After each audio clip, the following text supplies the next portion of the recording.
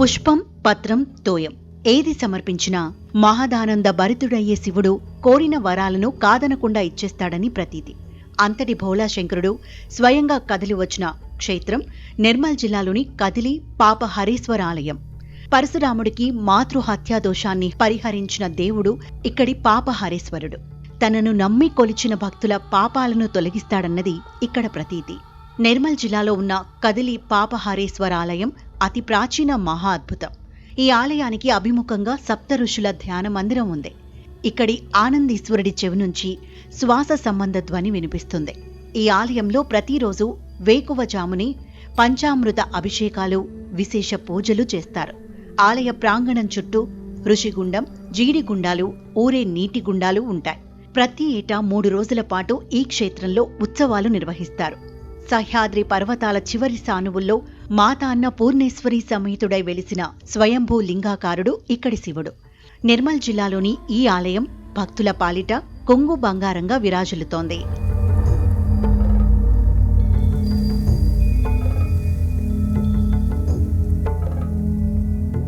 ఈ ఆలయానికి విశిష్టమైన స్థల పురాణం ఉంది. జమదగ్ని మహర్షి 5వ కుమారుడైన పరశురాముడు తండ్రి ఆదేశం మేరకు కన్నతల్లి రేణుకామాత తలను తెగనరికాడు. ఆ తర్వాత మాతృహత్యా పాతకానికి ఒడిగట్టిన అపరాధం నుంచి విముక్తిని కోరుతూ పరమశివుడి కోసం ఘోర తపస్సు చేశాడు. ఇందులో భాగంగానే దేశంలోని వివిధ ప్రదేశాల్లో 32 శివలింగాలను ప్రతిష్ఠించి పూజిస్తానని, తనకు పాప విమోచనం కలిగించాలని శివుణ్ణి వేడుకున్నాడు. అన్నమాట ప్రకారం భరతఖండమంతా పర్యటించి వివిధ ప్రదేశాల్లో 31 శివాలయాలను నిర్మించాడట. అటు నుంచి దక్షిణ దిశగా బయలుదేరిన పరశురాముడు గోదావరి తీర ప్రాంతమైన ప్రస్తుత నిర్మల్ జిల్లా దిలావర్పూర్ మండల కేంద్రానికి చేరాడు. ఇక్కడ్నే తన తల్లి రేణుకా ఎల్లమ్మని ప్రతిష్ఠించి పూజించాడు. అనంతరం దిలావర్పూర్ నుంచి 7 కిలోమీటర్ల దూరంలో గల ఎత్తైన కొండలను దాటుకొని వెళ్లి దట్టమైన అడవుల నడుమ లోయలాంటి ప్రదేశంలో తపస్సుకు ఉపక్రమించాడు. నల్లని రాళ్ల మీదుగా పారుతోన్న సెలయేరు, వేడి పాల వంటి నీళ్లతో కూడిన సప్త గుండాలతో ఉన్న ఈ ప్రాంతం ఆయనను అమితంగా ఆకట్టుకుంది. అలా అమ్మవారి గుడికి ఉత్తర దిశలో ఉన్న లోయల్లో 32వ శివలింగాన్ని ఏర్పాటు చేశాడు. పాపహరేశ్వర స్వామి వారి వెనక భాగంలో పార్వతీదేవి అన్నపూర్ణగా కొలువై పూజలందుకుంటోంది. ఆలయంలోని ప్రధాన శివలింగానికి ప్రతిరోజు వేకువజామునే పంచామృత అభిషేకాలు, విశేష పూజలు జరుగుతున్నాయి.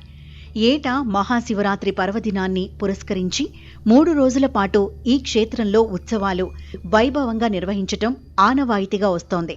వీటిలో మొదటి రోజున పుణ్యవచనం, గణపతి గౌరీ పూజలు, ధ్వజారోహణ ఉంటాయి.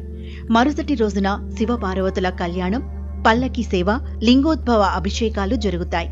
చివరి రోజున నాగవల్లి సేవలు, అన్నదాన కార్యక్రమాలు అంగరంగ వైభవంగా నిర్వహిస్తారు.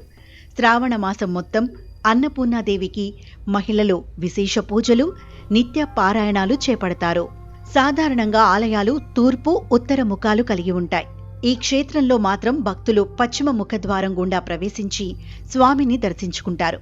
పశ్చిమ దిక్కున అధిపతి అయిన శనీశ్వరుడి దృష్టి పాపహరేశ్వరుణ్ణి దర్శించుకునే వారి మీద పడదు. ఇందుకు గుర్తుగానే ఈ క్షేత్రంలో పశ్చిమ ముఖ ద్వారం ఉంటుందని భక్తుల నమ్మకం. యాగంటిలోని నందీశ్వరుడు ప్రతి సంవత్సరం పెరిగిన రోజున కదిలి రంకె వేస్తాడని, ఆనందీశ్వరుడి చెవి నుంచి శ్వాస సంబంధ ధ్వని వినిపిస్తుందని స్థానికులు చెబుతారు.